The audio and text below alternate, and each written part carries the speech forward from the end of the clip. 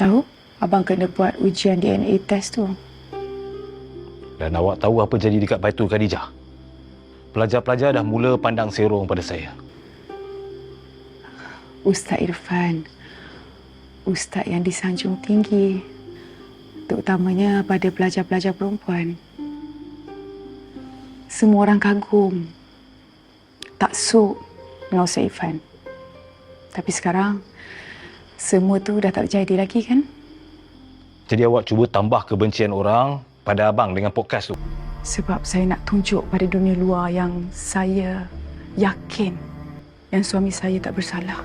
Keluarkan kisah-kisah mangsa tanpa menyebut nama adalah bukti yang kebenaran akan berpihak pada suami saya. Bukan podcast yang ditentukan, tapi keputusan pihak mahkamah. Saya masih berharap agar bekas suami saya ini tak bersalah.